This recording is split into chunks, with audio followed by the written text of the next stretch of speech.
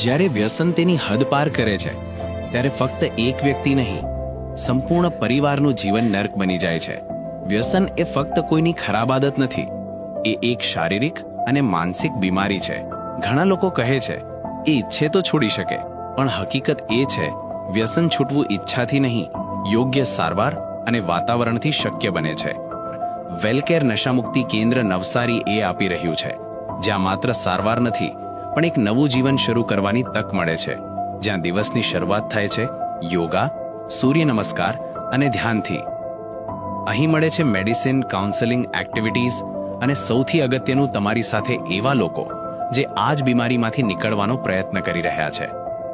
અહીંના કાઉન્સેલર પોતે પણ આ પરિસ્થિતિમાંથી પસાર થયા છે, એટલે દરેક સ્થિતિને સમજે છે અને એ જ અનુસાર મદદ કરે છે.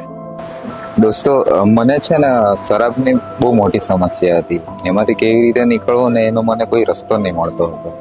અહીંયાથી મને જે માર્ગદર્શન મળ્યું, જે રસ્તો બતાવવામાં આવ્યો, ટોટલ પર્સનાલિટી ચેન્જ જેને કહેવામાં આવે, એના પર હું ચાલ્યો તો મને કોઈ બીજા રિહેબમાં જવાની જરૂર નહીં પડી. જે 3.5 વર્ષ થયા હું સારું જીવન જીવી રહ્યો છું, દારૂથી દૂર થઈને, નશાથી મુક્ત રીતે. અને મારા મિસ્ટરે પણ એવું ક્યારેય નહીં વિચાર્યું હતું કે મારી જિંદગીમાંથી ક્યારે પણ આ વ્યસન દૂર થશે એમ. પણ વેલકેર સેન્ટરમાં આવ્યા પછી એનામાં જે બી આત્મવિશ્વાસ હતો એ પણ બહાર આવ્યો અને અહીંયા એવી બધી સુવિધાઓ મળી. એને ખુલ્લું વાતાવરણ હતું, રહેવાની પણ વ્યવસ્થિત સુવિધાઓ હતી, જમવાથી માંડીને બધું જ, કોઈ જાતનો કંઈ પ્રોબ્લેમ ન હતો. અને હું પણ જ્યારે એને મૂકીને ગઈ તો મને એવું ક્યારેય ફીલ બી ન થવા દીધું કે હું એને કોઈક રિહેબ સેન્ટરમાં મૂકી આવ્યું છું. પણ મને એવું જ લાગ્યું કે હું કોઈ એમને વ્યવસ્થિત ઘરમાં મૂકી આવ્યું છું, જ્યાં એમનો સ્ટેપ બાય સ્ટેપ ખ્યાલ રાખવામાં આવશે.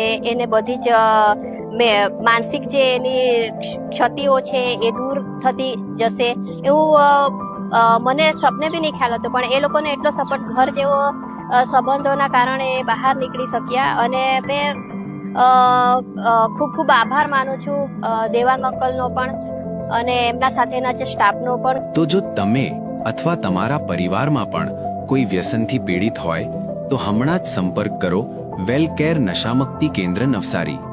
એક ઘર જેવું સુરક્ષિત સ્થાન જ્યાંથી શરૂ થાય છે વ્યસન મુક્ત જીવન.